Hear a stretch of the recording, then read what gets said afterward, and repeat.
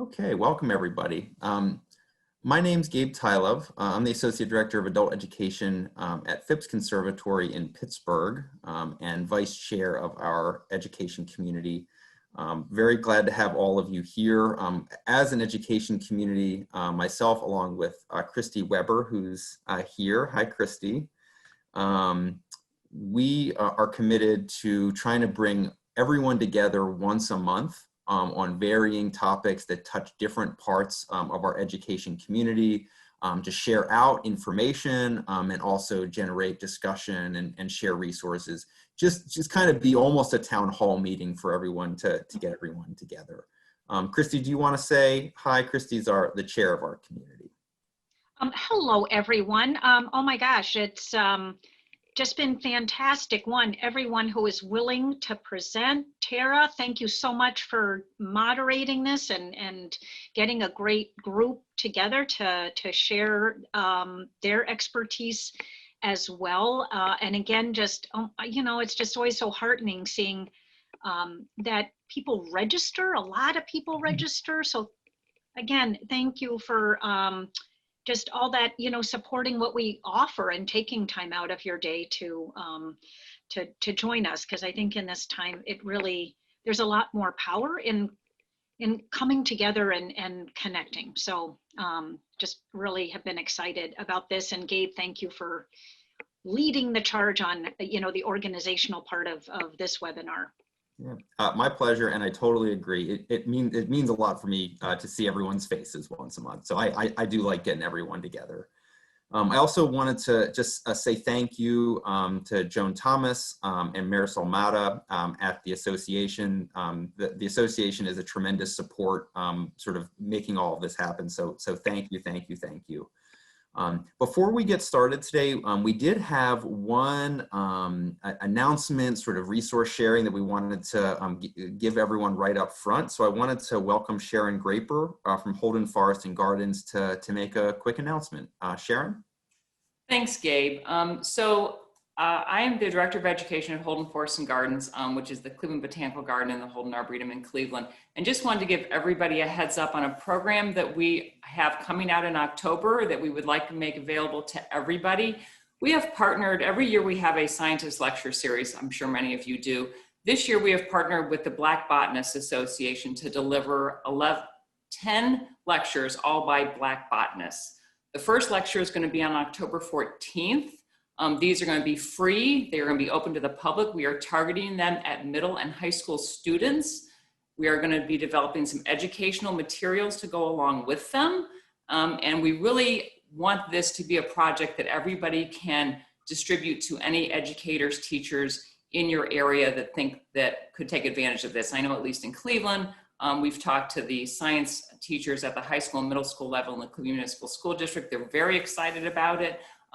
Students are going to be able to come in and look at it live streamed, or they will be put on YouTube later so that teachers can assign them after the fact. So we think it'll be a great project, and we really are excited to have everybody in the Botanical Garden community be able to access this and share this with your teachers as well. I know it's hitting a lot of the things in our mission this year especially, not only with racial issues that are going on, but also just with being able to deliver programs to high school and middle school teachers. So once, I think everything will be released on it and details finalized probably end of this week, beginning of next.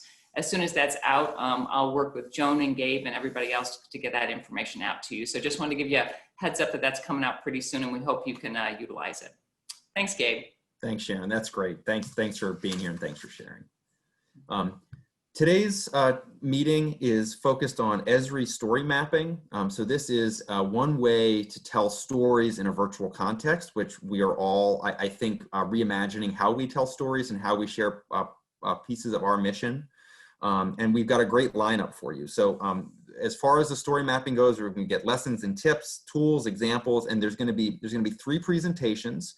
And then we're going to allow time at the end for Q&A, discussion, and feedback.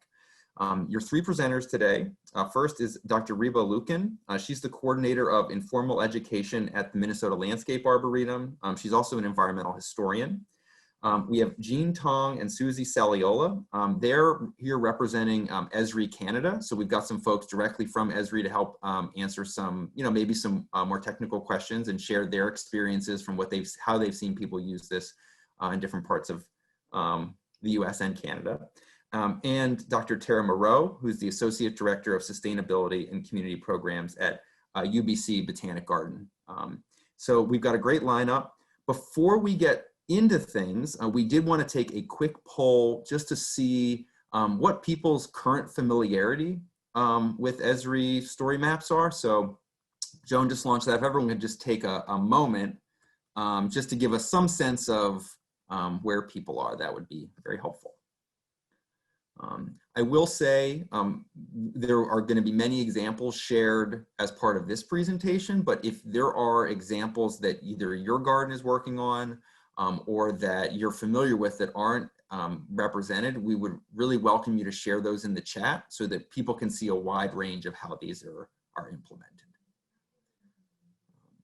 Yeah, so everyone just fill out the poll and then we'll share those results back and see where we are. The other thing I did want to say, okay, great. Oh, so actually 13% good use them really have made multiple story maps. That's great. So any examples you have, share those in the chat with us. That's great. And then even if you are more familiar already, please please ask your questions, share your examples. We want to hear from you. The other thing I wanted to note is just about the chat in general. We are going to have dedicated time at the end for a more in-depth Q&A session. So bigger discussion pieces we're going to save towards the end, but you're welcome to put them into the chat while you're thinking about them. But if you have any clarifications, if you want anybody to repeat anything, if you just kind of have a quick question, feel free to put that into the chat also. I'll be monitoring that throughout it and we'll make sure the presenter sees it. Any questions before we get started? Okay, well, with that said, I'm going to turn things over. Tara, can I ask, would you be willing to jump in and present first, or maybe Jean or Susie? I don't mind jumping in first. Okay, so thank you everyone, and I'm really excited to be here today to talk about Esri StoryMaps. It's a tool that I first learned about maybe 2 or 3 years ago, and I've been really excited about how we could use this for engagement and storytelling. So this is an aerial view. I get the privilege of working at the UBC Botanical Garden in Vancouver, Canada. It's a very wet and rainy day here, a little blustery, so it looks a lot like that aerial photo that you see there. We're at the University of British Columbia, and we also have the great honor of stewarding the Nitobe Memorial Garden as well, which is at a separate location, but also on campus here at the university. I wanted to give a land acknowledgement. This is something that we do very often here at the university and in the city of Vancouver and increasingly across Canada.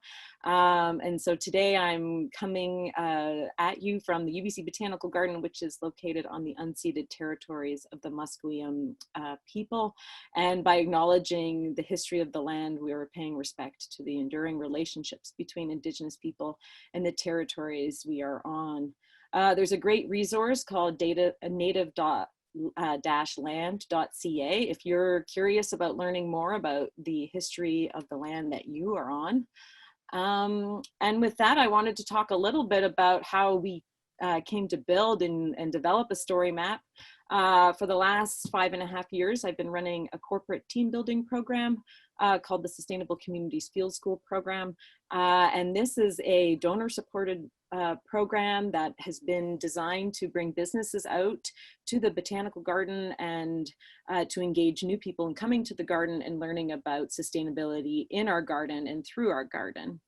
Tara, I don't mean to interrupt. Just so you know, you're in presenter mode, so your notes are showing, which you have excellent notes. So they're not a problem from our perspective. In fact, you're putting my own PowerPoint notes to shame here, but just so you know, if you don't want them visible. I appreciate that. Hold on, let me see. How do I do this? I'm gonna thank you, Gabe. I appreciate that. I'm gonna end the show.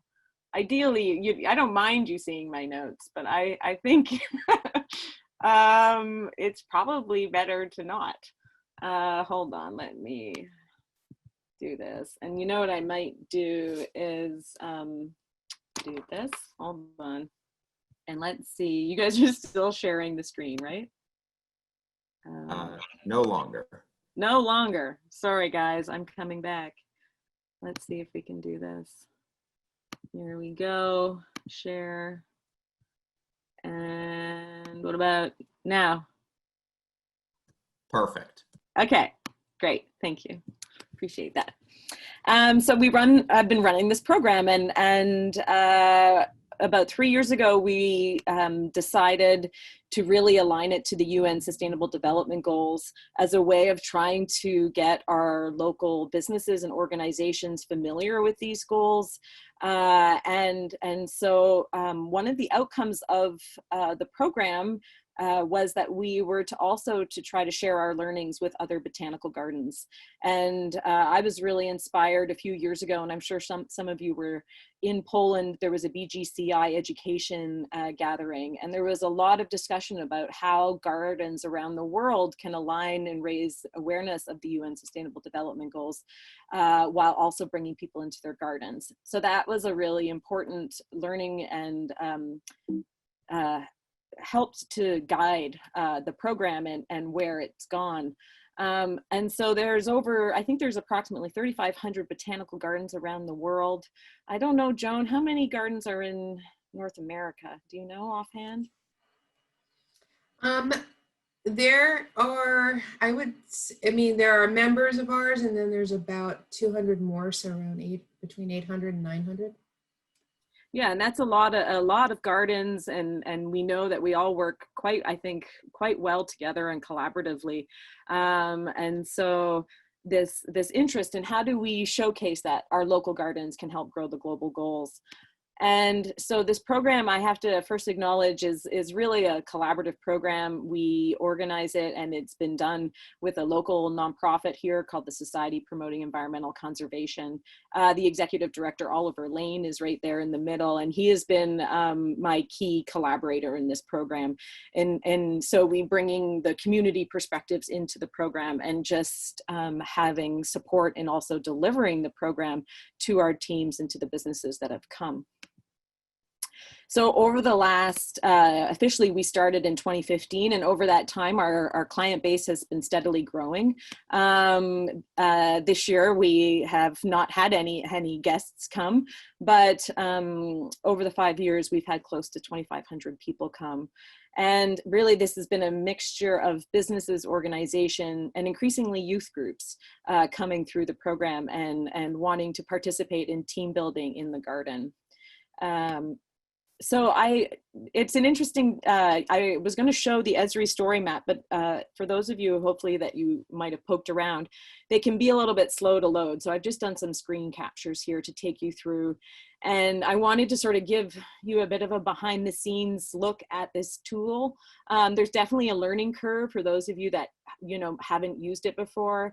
I'll talk a little bit about that, but I had actually hired a student who had been a graduate student in our program to help me really get the original setup and the prototype done. So that was really helpful. But there's amazing tools, and what I like about it is that you can bring together a number of your assets. And that was something over the 5.5 years of our field school program, we've been getting a lot of digital assets, video assets, a lot of great images. And so to me, this was a great way to bring them all together.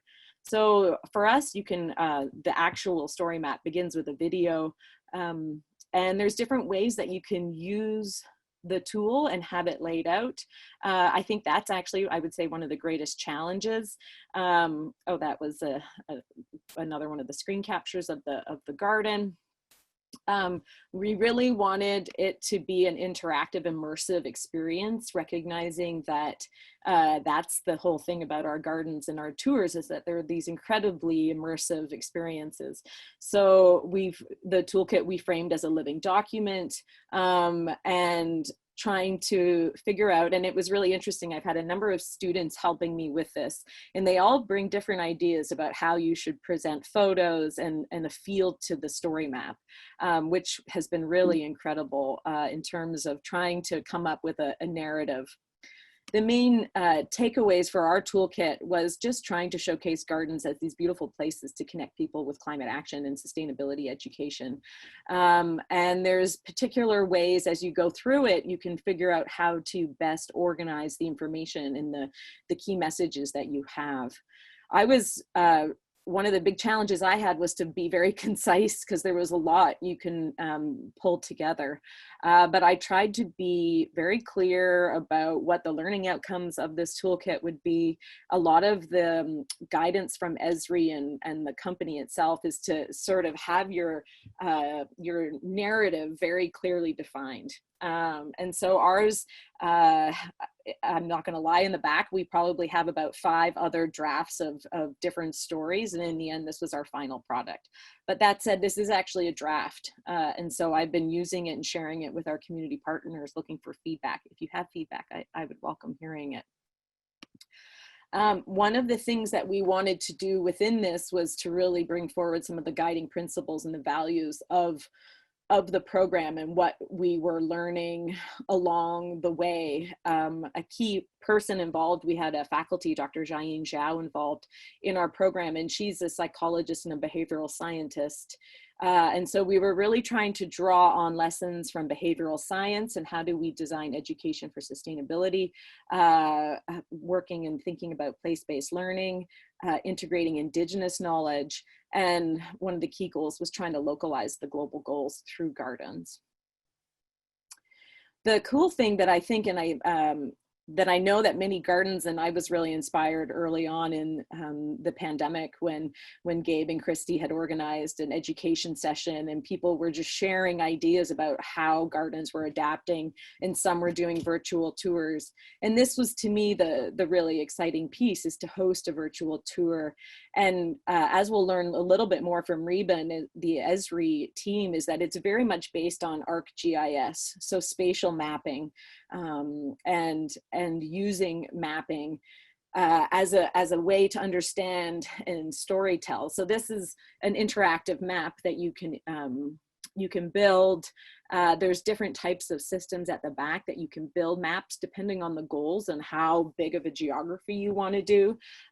So we've in the end came up with this one, but there's different styles that you could do it. You could zoom in, you could look at it from also at a further back aerial view.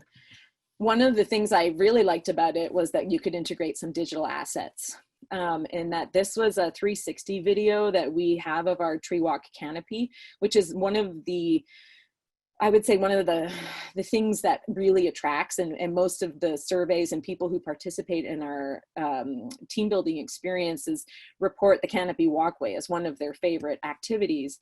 But it's very rickety, and it's not actually for everybody. So we collaborated with UBC Studios to do a 360 video to give people a sense of what that experience would look like. And now we could integrate this quite easily into our story map.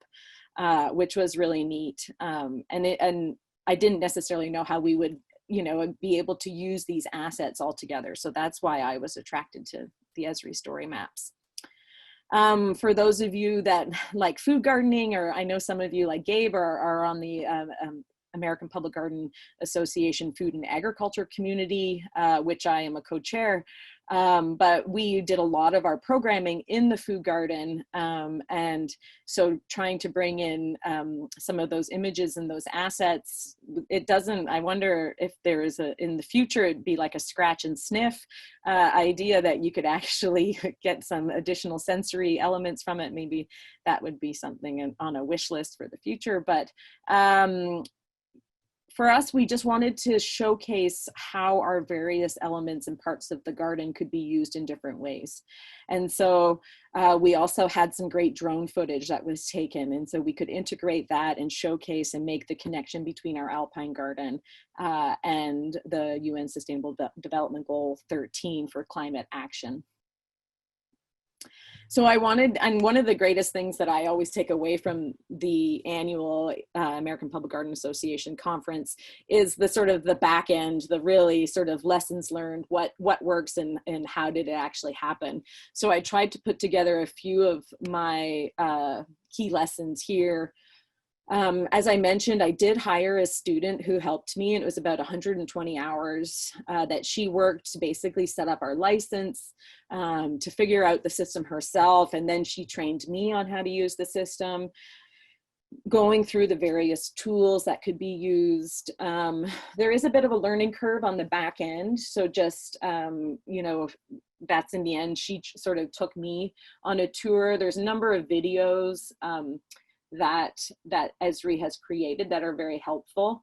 A key thing that I learned after the fact was to have all of our assets in one place, and making sure that we could, if we want to move things around in your story, that you can do that after. And I would say one of the limitations, and this is why you'll see at the top of it, it's currently a draft format, is that it's been a little bit tricky to share it because you have to publish it. So it's tricky to get stakeholder input, to have people review it ahead of time. So that's something that I've struggled a little bit with, and people are sharing feedback on particular things. But if you're wanting, if somebody wants to do significant edits, it's a little bit trickier to go and have somebody who's not familiar with Esri quickly jump in the back end and make some edits. So there's a little bit of learning around how do you get people to review it for you. And one of the other key things that I definitely learned was have your story clearly defined. I think we really wanted to learn, and I wanted to see our story in all the various tools that Esri has, and to see how they start to, they can be used to create your narrative. And so in the end, we had some very long stories. And once you have a story, it's not as easy as certain documents where you can just drag and drop everything around. So I do think having a clear narrative ahead of time would be helpful. And I've kind of learned that. But I also know that I wanted to learn the various tools. They have sidecars and maps, and wanted to see how we might bring the content in the curriculum that we have and adapt it to the various tools. So that was a good lesson too, to see the tools, and some of them might be more relevant to what you're trying to convey than others. And for me, sort of the next steps for us is we're trying to finalize this. We're going to integrate it into our WordPress website, which I've been assured is quite easy to do. We haven't done that yet, but that will be our next step. My understanding is that it can be integrated into different types of websites as well.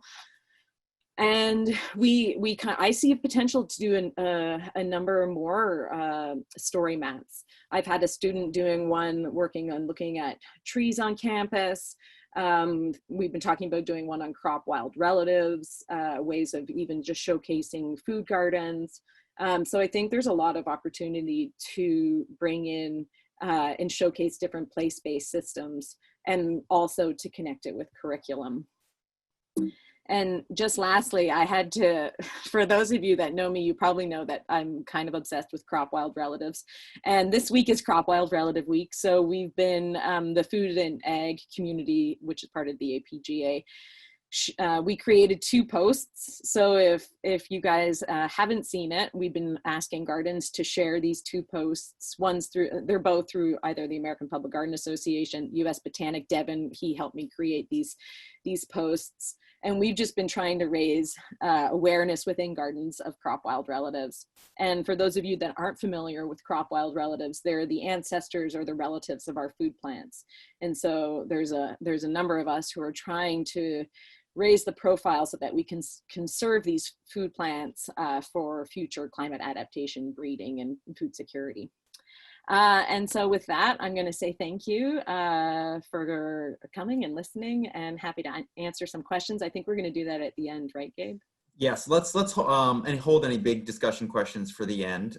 We are fortunate. Reba has made it back into the meeting. So Tara, if you want to stop sharing your screen. Reba, welcome back, and you're up. Great, thank you. Sorry, my internet failed me as we were I'm sure you all knew it exactly the same one I did because the presentation stopped presenting, but nonetheless, I will. So I feel almost like this is a better way to do it because we had the story section from Tara and now we have the mapping section from me. So we're following in order now of the title of our presentation. All right, let's present. All right, so you talked a little bit about this in the first section, but why do you want to make a map? Why do you want to make a story map? Well, I think it's really important to think about what your purpose and your audience are and your tone, which I'm interpreting to be how much design and investment do you want to put into this? So do you have a student to spend 120 hours on this project? Do you just want to do something quick for your tour guides, which I've been doing recently? Are you a grad student who has no time and also infinite amounts of time? I like that you have an estimate of how much time you spent because I have no estimate. It was just like, you know, the air that filled up the vacuum of the room. So to start, by way of introduction, I want to show a couple maps from the Minnesota Landscape Arboretum where I work, not just because our mapping person I think is on the call and he does excellent work, but just as way of introduction. So this is our new wayfinding map, which was built in ArcGIS. And the thing that we're really excited about in the interpretation department is the fact that there's a find me button. So if you're somewhere in the 1,200 acres of the Arboretum, you might be able to find your way back by locating it on your phone. And it also allows us to add layers. So we can have interpretive layers about what's in bloom or a certain walking path. So right now we have the walking path that's open to visitors for social distancing purposes. We also have a plant finder that shows where all of the trees, so you can search for all of the maple trees at the Arboretum, and that's a different map.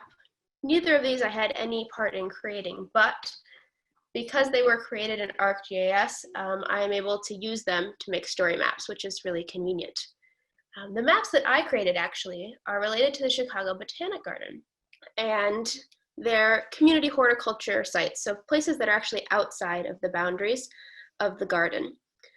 So my goal for this map was to take a bunch of data points I had. I knew the names of gardens and their addresses, but I didn't have a very good concept of the geography of Chicago.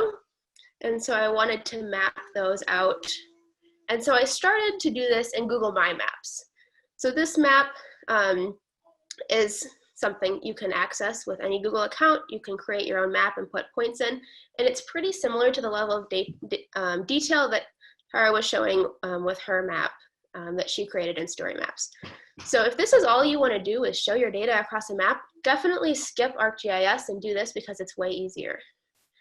But on the other hand, if you want to do something more detailed, don't start here and go to ArcGIS. It can work, but I don't recommend it. And so this is what I created for my story map. So it's very map-based. It shows two things: the distribution of sites in different colors. It has a very nice key, much nicer than the Google mapping key. And I'm a historian, so I was really interested in time. So there's a widget in ArcGIS online that allows me to show the change over time. So I can't play it because this is a screenshot, and that is something that takes a long time to load, but I was able to put in some historic census data and all of my points of sites that were used. So for example, we have all the community gardens, I think from 1979 to 2006, all of the school program sites, and I could compare where those were to the census data. So I'm going to go through a few more resources and ideas. This is another format of mapping. So here I'm just showing 2 points in time. I can compare and contrast. There's a slider bar, so I can compare the 1950s to 1996. And one of the most striking things I think about this map is how much the metro area grew. So these maps are at the same scale, but in 1995, the area where that included Chicago is much smaller than the area included in 1996. And that tells part of the story of the garden too, because the Chicago Botanic Garden was founded right around 1970. And so that has part of the history and what I read about in my dissertation. not that you want to hear about that now. So moving on to more mapping. How do you make a map? Well, this is what my map looks like on the back end. It's a spreadsheet. So using Google Maps, I found the X and Y latitude and longitude coordinates to geo-reference all of my points to the world map and GIS, Global Positioning System. And then I uploaded the spreadsheet, and then I made some choices to make my data look nice. And that's what all the points are. And then in the back, there is there's a mapping layer, we call it shapefile. And that is census data from historic censuses. So it's something that you maybe don't want this in your map unless your goal is to talk to donors about how your map changed over time, how your program has changed over time, or to take a look at which populations you're serving. So if I were hypothetically using this in a garden context, that might be the application that I would use this map for.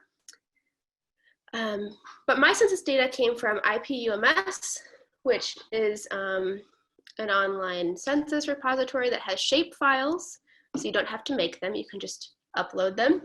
And it also has like more spreadsheets that will attach the data to the shape file, so you have different colors representing different things. So if I go back again, you can see that the colors here represent the percentage of residents living below the poverty line, for example.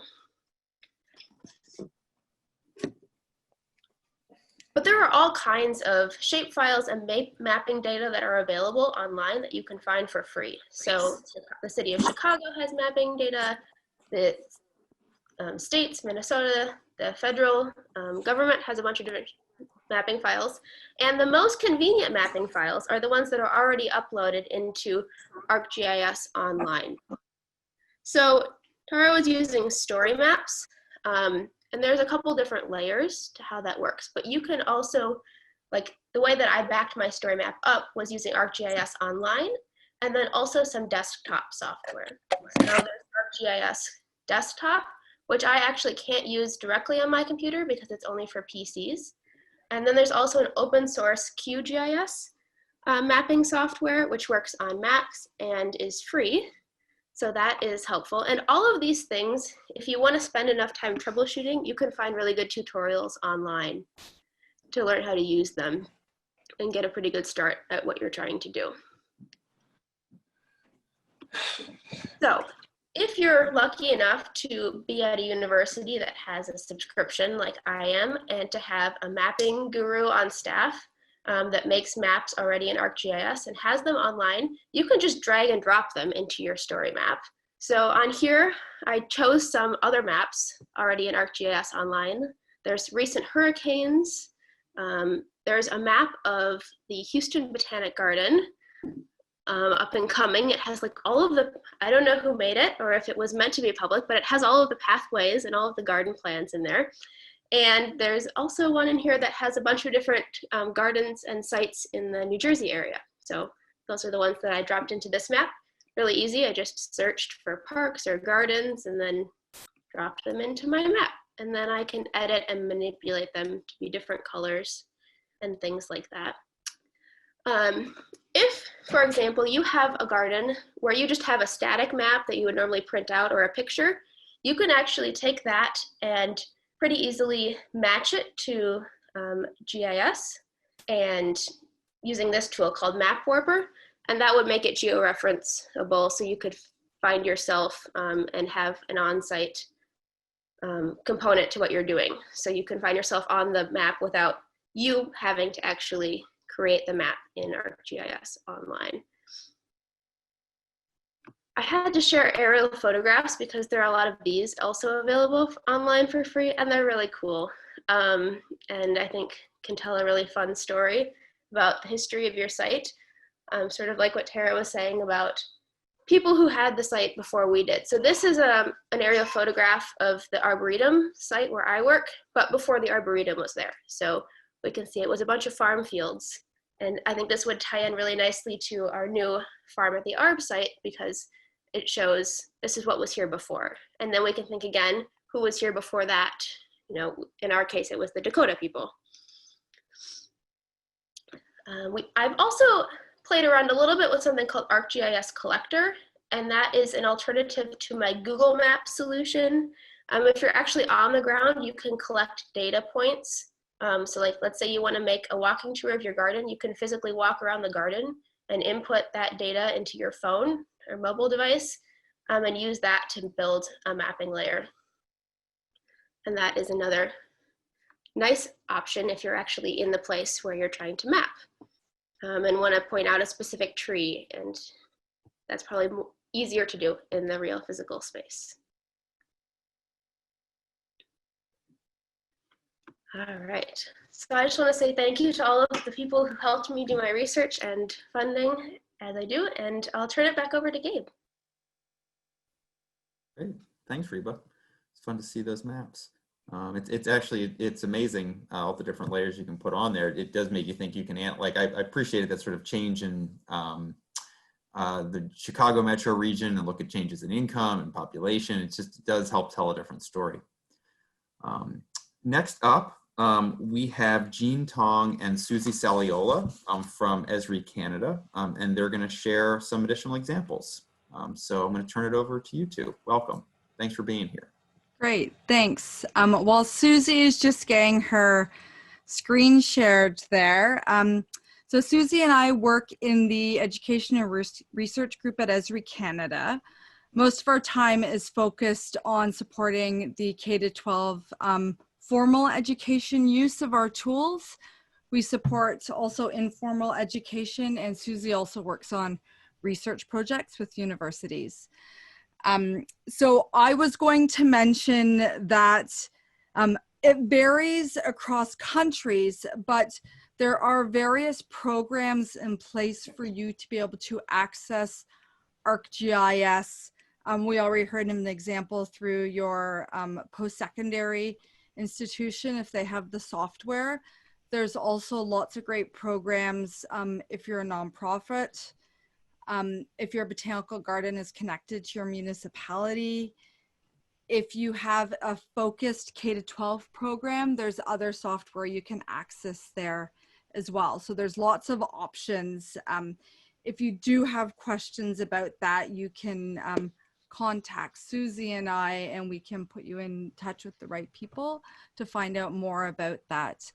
So I mentioned K-12 because depending on what you want to do with ArcGIS Online and StoryMaps, we actually do go into grade 1 classes, and the kids, well, we used to, now we're doing it virtually, but the kids would be on iPads and they would be making simple maps and doing their planning to make their story maps either in small groups or with assistance, sometimes with the grade 5 class.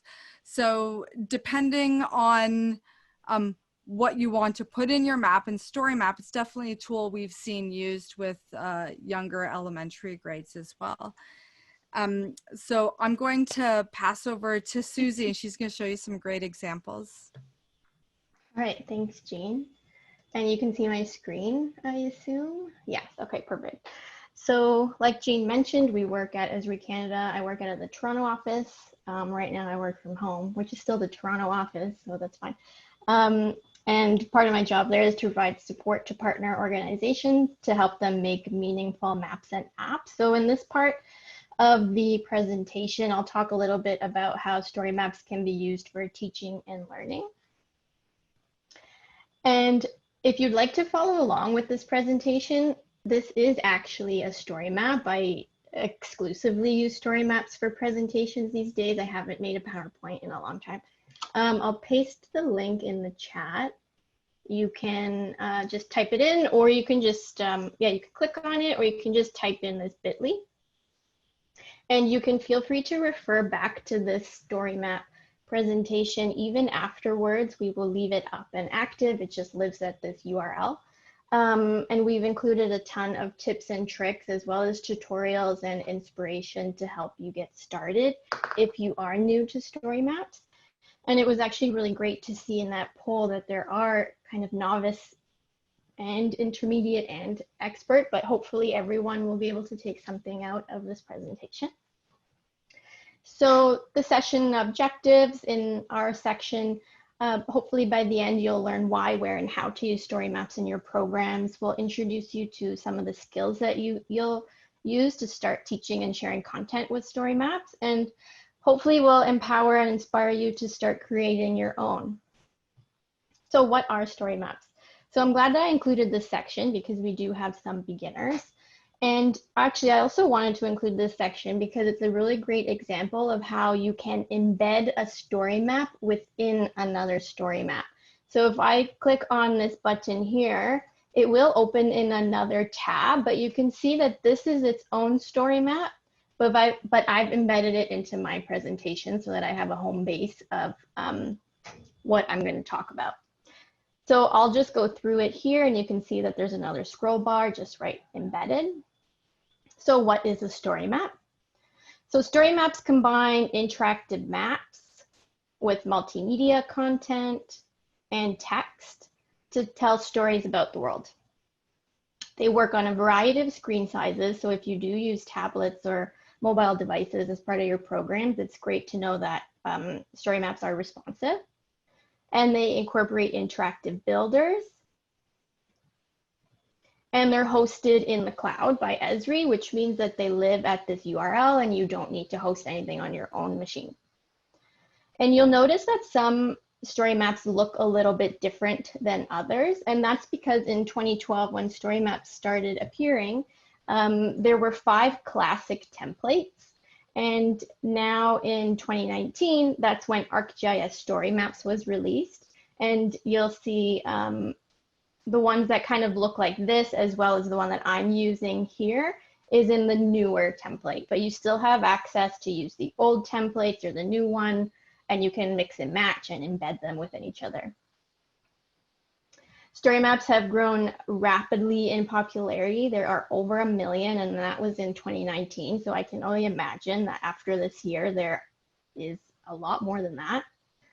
And they're used by many, many, many organizations. Anything you can think of, federal, municipal, tons of people are using story maps for communication and education.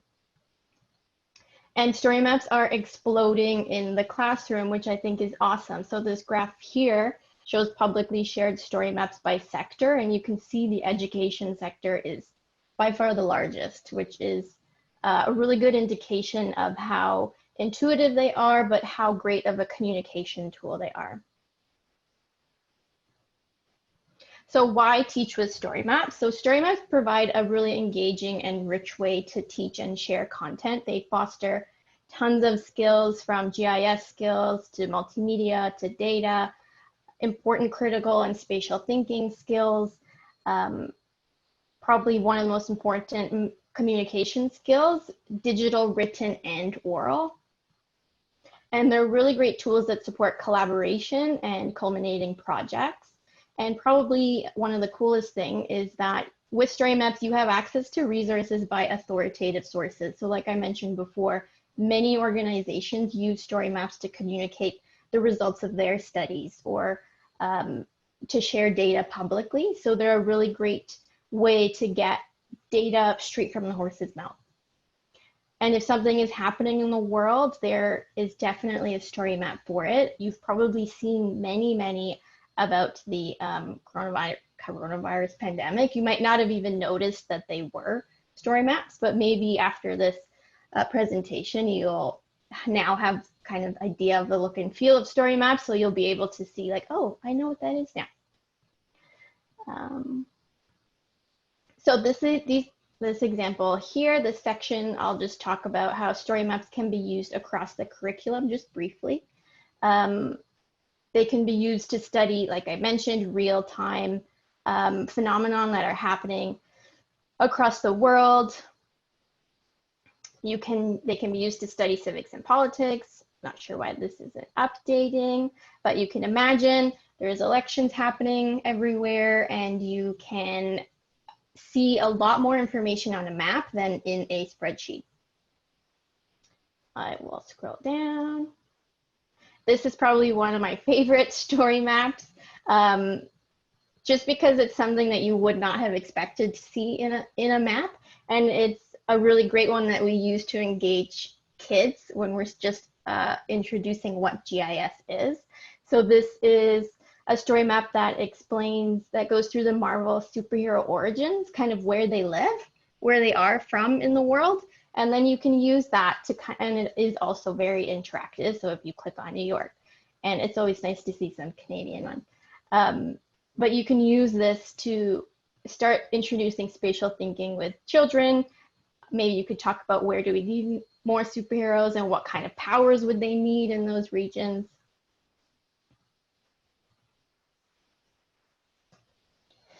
So I'll talk also a little bit about maps and citizen science. So I assume that in maybe some of your programs, you want to start introducing citizen science projects into them.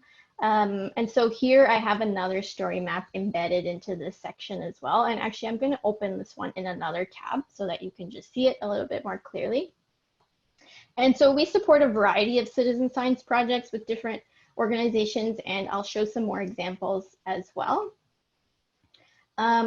So this activity here is just a small activity that we do when we are introducing organizations or educators to how Esri tools can be used for citizen science.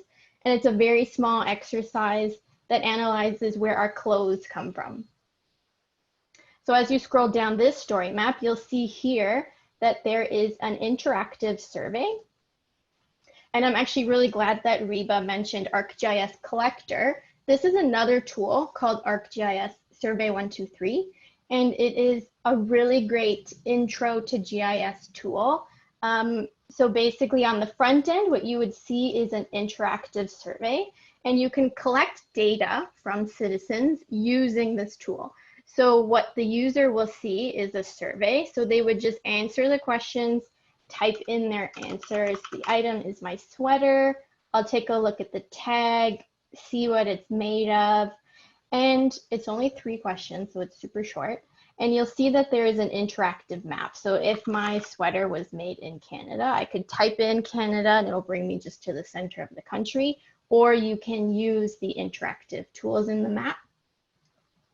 And then you'll see here that there's a submit button. So once I press submit, that data will automatically appear on this map. And so this is in ArcGIS Online. So like it was mentioned earlier in the other presentations, you don't have to worry about creating your own shape files or data layers. Survey 123 does all of that for you. So all your respondents have to do, or visitors to your gardens, is fill out a survey, press submit, and you get GIS data in the back end. So every time someone completes a survey, their data are recorded and displayed in a table as well as in a map. So you could even download that table and do whatever you wish with it, further analysis. And one of the cool things you can do is once that data lives in ArcGIS Online, you can either create a story map like this one here to share your analysis and the results of your analysis. Or here we have an example of another tool called Dashboards for ArcGIS. So this is just a different way to visualize that same data. So these data points on the map, it's the exact same layer that we have just fed into this dashboard, and it is again completely interactive. So if I wanted to see where the majority of cotton materials come from, I could press on cotton and everything here will automatically update. If I wanted to see where most of the sweaters come from in the world, I could click on sweaters and you'll see the points on the map will update. So this is a really quick and dirty citizen science project that we do. You could see there have been already 166 people that we've done this quick citizen science project with. And then we chose to communicate the results in this story map. So you can easily create citizen science projects using Esri tools, and all of the tools that I showed live online, so you don't need any desktop software. Everything is created in the browser, everything is viewed in the browser, everything is analyzed in the browser. So also if you just have tablets, perfect device. I have some examples here that you can view on your own of how different organizations are doing different citizen science projects using Esri tools, from Survey 123 to dashboards, and using StoryMaps as their communication tool in the end. We have links to a lot of great blogs of how tools are used in classrooms, from grade 3 students to grade 5 students to high school students, wetland studies.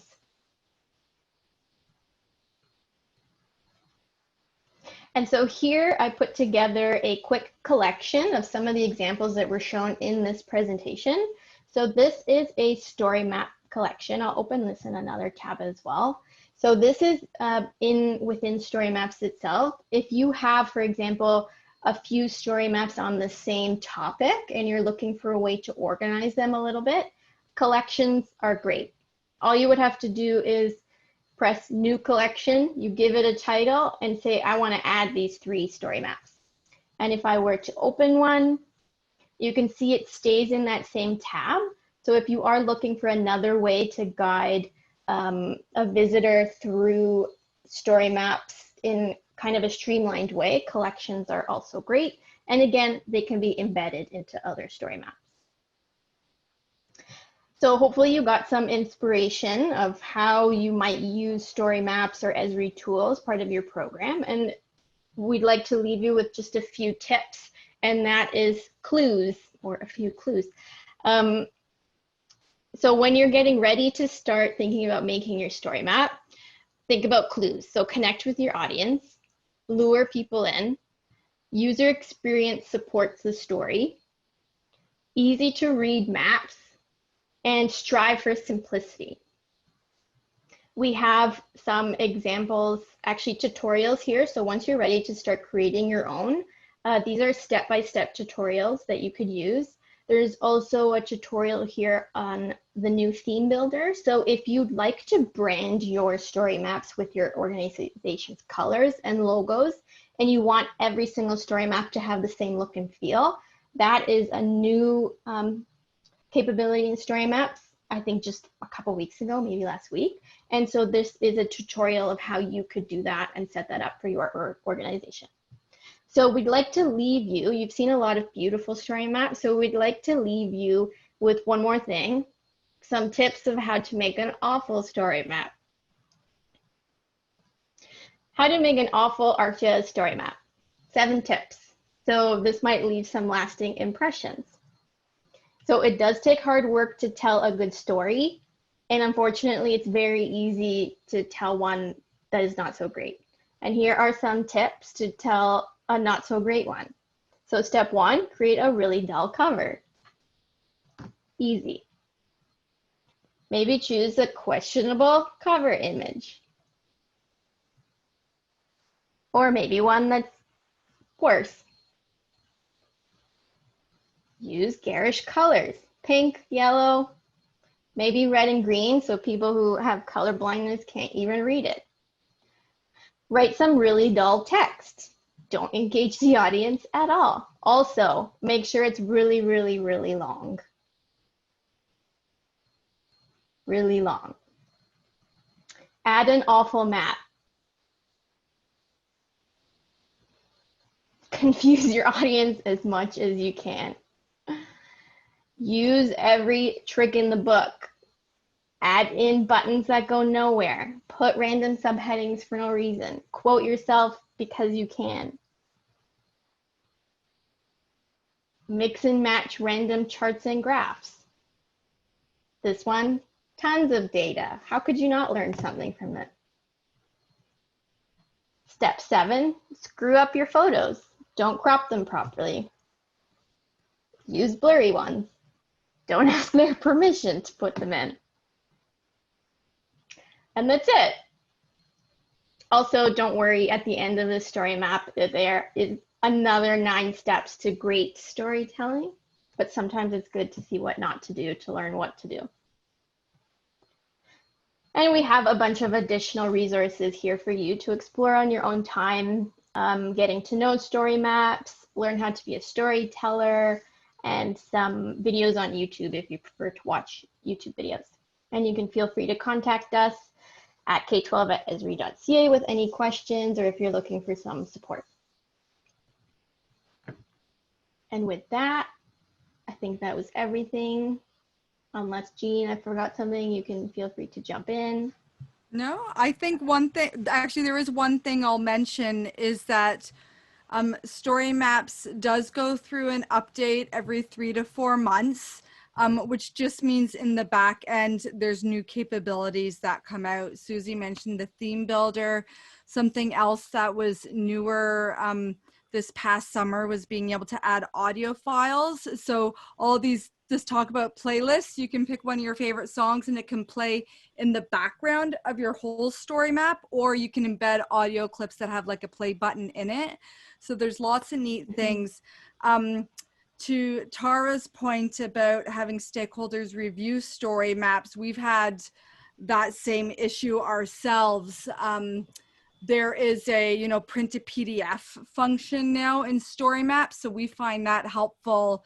It does take away the interactive capability, but it gives stakeholders that don't have GIS accounts in that be able to go in and do some marking up in that. So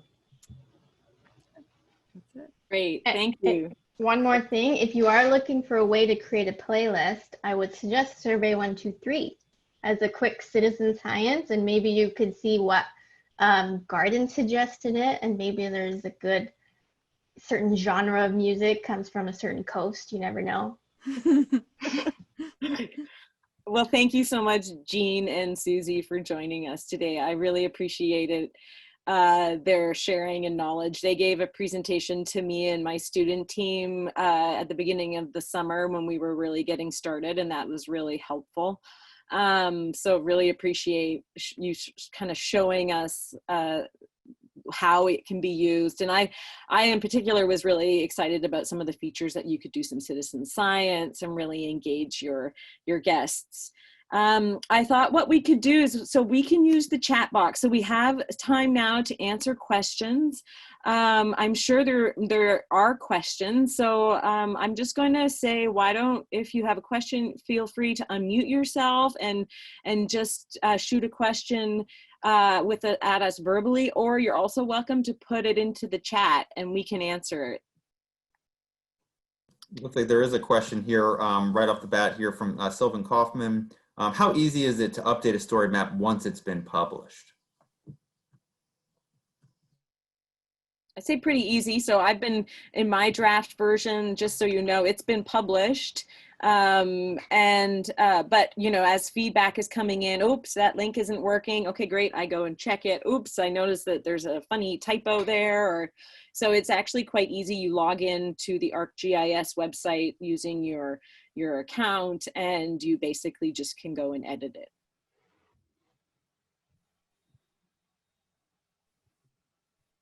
So can I ask, do these mostly live on the websites for different organizations, and that's the way you access this information and the interactivity and the citizen science part of it? Do they live on their own and then they're shared because the classroom is studying trees of Canada or what have you, and then you're sending them a specific link? How do people really in general access these? I'm thinking it's through websites, but I'm not sure. And then are there fees associated with this, or is all of this just available for people to use at no charge?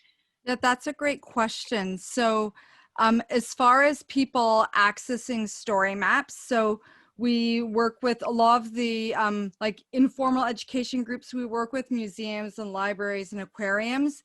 They create story maps and embed them in their own websites. Mm-hmm. Right in their website. Sometimes they will have other websites that just have their collections of story maps, or they have them embedded right in it, with teachers, they'll embed them in their blogs and their learning management system. So usually it is embedded, or in this case, Susie and I made our story map public. We made a short URL and we shared it that way. So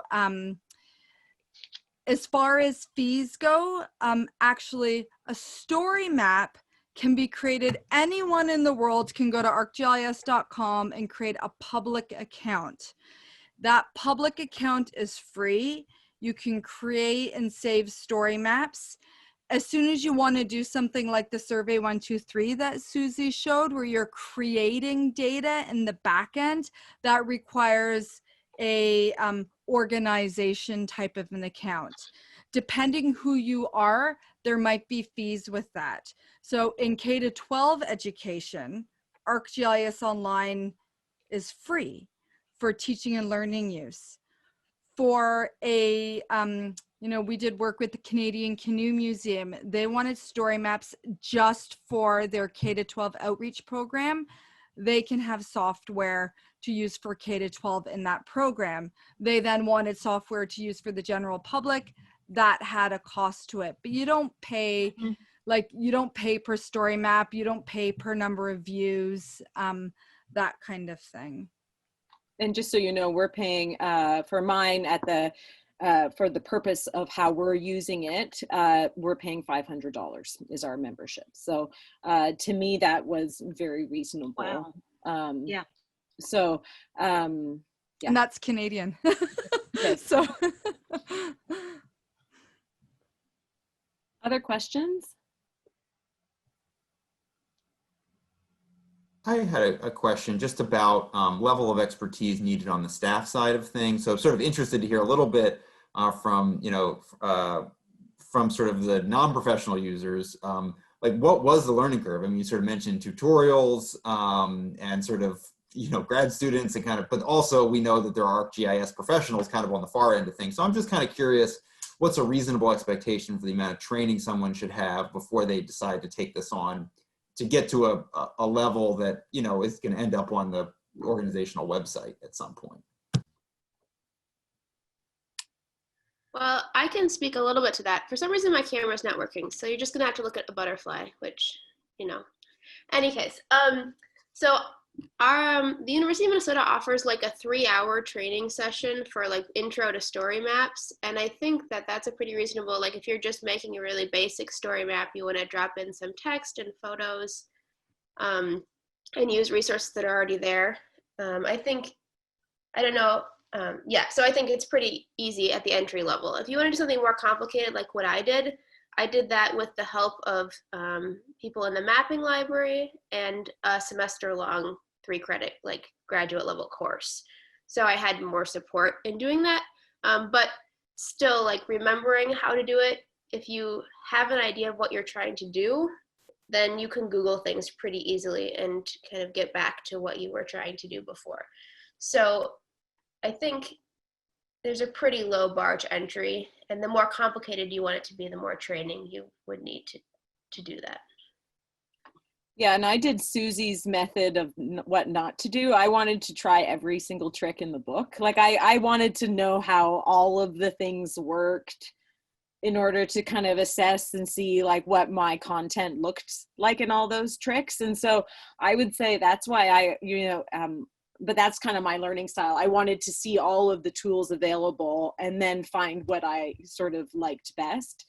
So I think it's I definitely know that, we hear that a lot right now, educators, people moving into the digital world, there's a big learning curve. And so our team, we were just like, okay, we're going to enjoy this learning process. My students were actually really keen because for them it was professional development.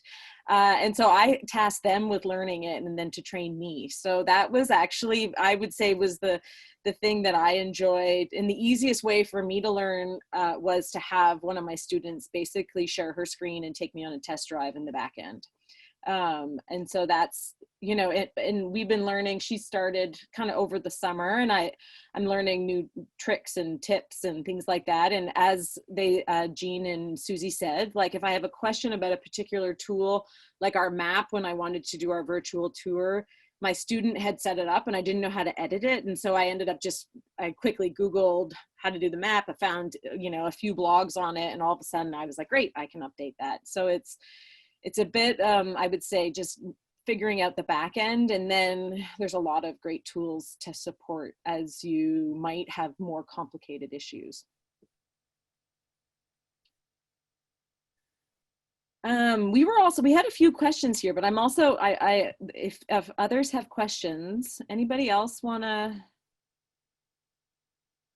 Could we also, along with any questions, which of course we'd welcome sort of across the board to any of our speakers here, would also welcome anyone who has experience using StoryMaps to just share what they did with it, or what their experience of it was. We'd love to hear from you. So yeah, please feel free to speak up, with that or with any questions.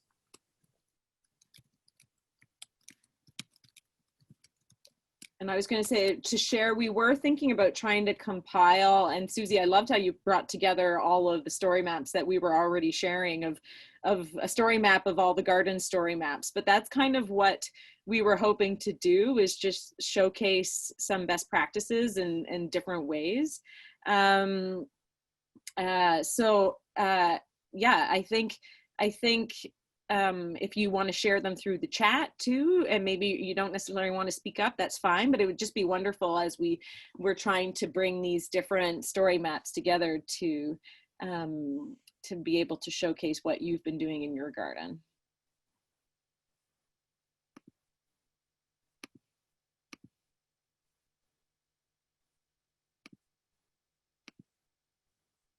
Okay, so hearing no questions, but you're also welcome to come in and ask if you have them.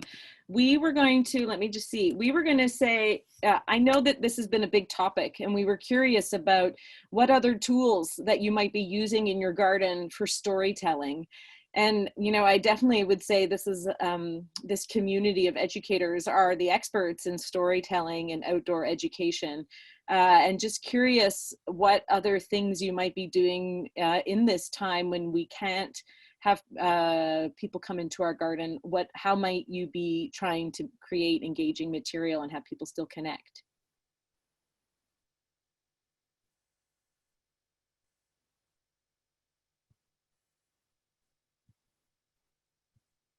I will say Nancy Sableski shared a really fun story map from Arnold Arboretum. So thanks for sharing that. It's in the chat there.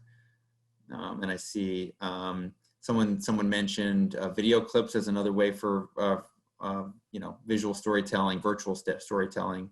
Any other examples how people are sort of getting their message out through their website or through virtual tools to share their content, their stories?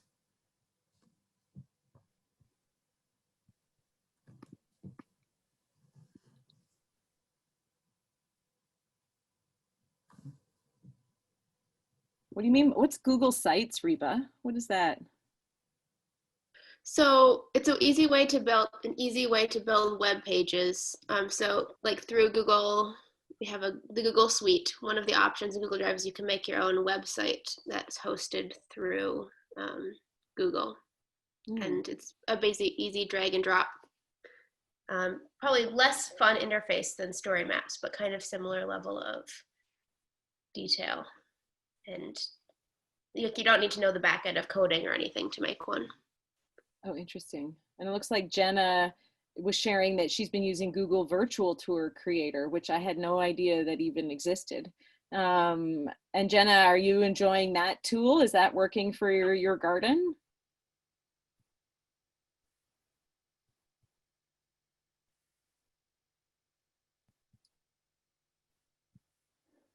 We had and feel free to throw your additional ideas in the chat.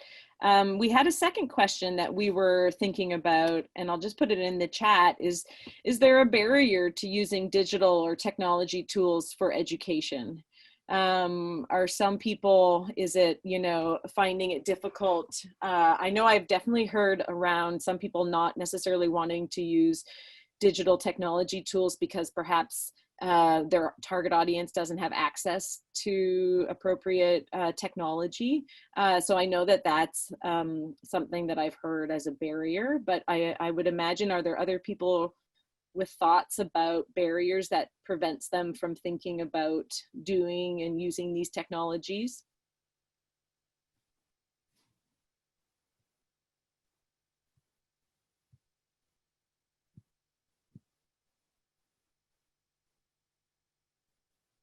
Everyone's ready and loves and to adopt new technologies, ready to jump on in. As a follow-up, Jenna did say in the chat that she is very happy with what they've been able to do with the Google virtual tour, and did also provide a link, so folks should feel free to check that out. Tabitha Schwartz did a story map virtual tour for the Virginia Highland Neighborhood Arboretum in Atlanta. So some nice examples there.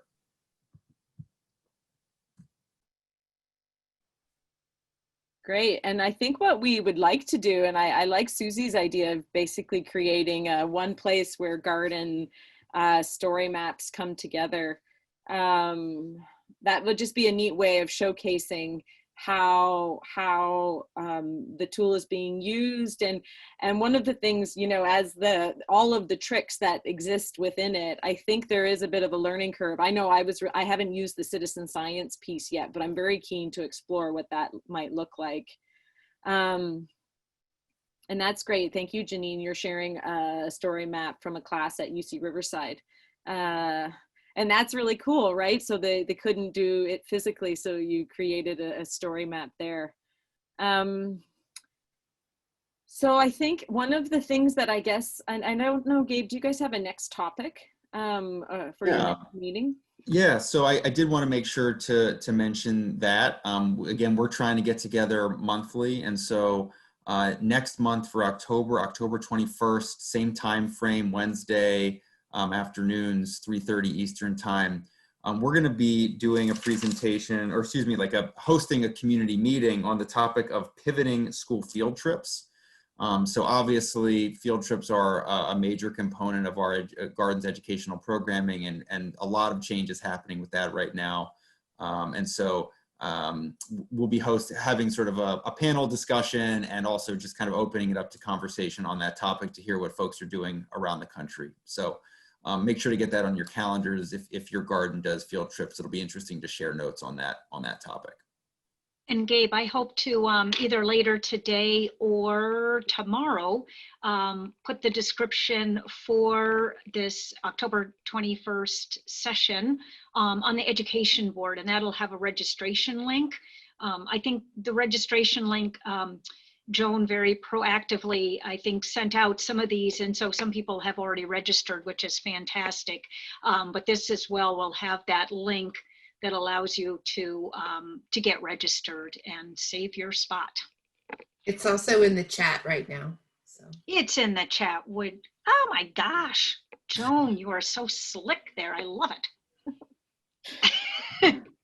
And I'm just curious, are people currently, maybe you could use your little reaction or a thumbs up or in the chat, are people currently having field trips happening in their gardens?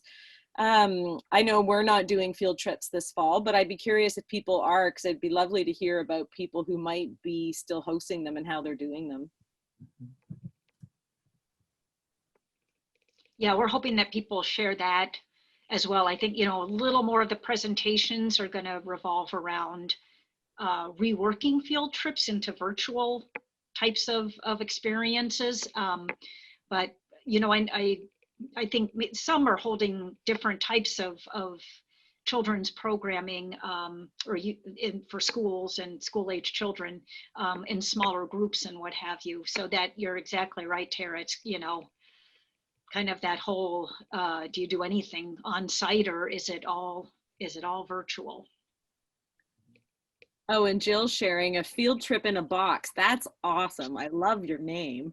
Jill, do you want to, do you have a link to that you could share, a URL link for the Minnesota, is that the Minnesota Arboretum? because I know that's something that I definitely learned from one of the other education meetings, was all of these compilation of kits that gardens are developing to support sort of that, still getting that tactile learning. Great. I did just want to say, I mean, you know, folks, feel free to reach out to any of the presenters, us, or you know, Jean and Susie, especially, you know, through Esri Canada with any questions following up from this talk. We do have a final poll. Sort of curious to see, just from the group, if you are interested, if you were going to put together a map, who would you put a map together for? So this is multiple, you can fill in multiple here. You don't need to make just one, but just sort of interested to hear from folks where they imagine they might use these.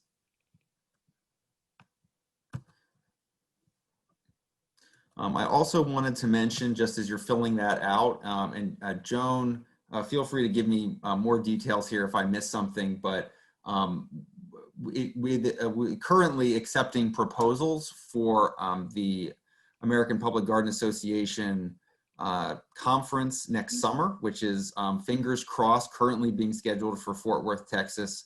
And so just to keep an eye out for that, we do want to have, whatever it ends up being, we do want to have strong educational representation for those conferences.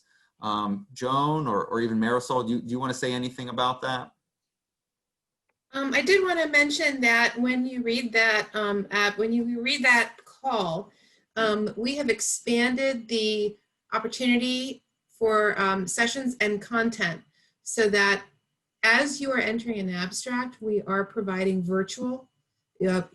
Presenters may have options to declare to us if they can only do online or if they can only do in person, or either or.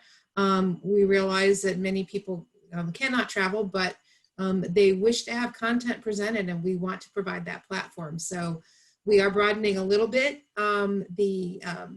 the output channels that this content could appear on. And so it's not limited necessarily to conference, but a lot of it, because of the current timetable, is geared to be structured to accept content that would then be considered for conference. Great. Thanks, Joan. And the deadline for that is October 28th. October 28th. Thank you.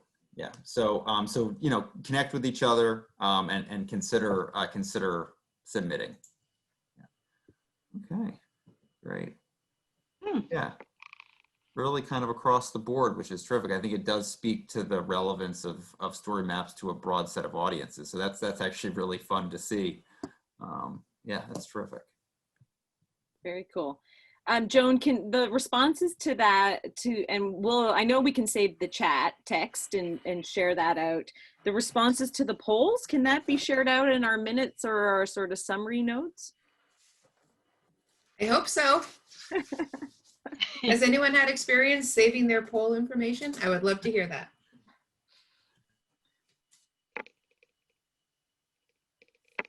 If not, our scribe can be writing furiously right now. I took a quick picture of it because I was like, oh, that's neat. But yeah, screenshots. Way to do it. We will have it screenshots recorded, help. So we could screenshot after the fact if needed. Yeah. Great. Okay. Well, I want to thank Tara, Reba, Jean, and Susie for all of your sharing all of your expertise. Thanks everyone for tuning in. I am curious if people appreciate everyone sharing their links in the chat. If you come across any other examples, feel free to share them to the education board, things that you think might be a good fit. I do think that this seems like a really great fit for our departments, and hope people use them. Yeah, great session.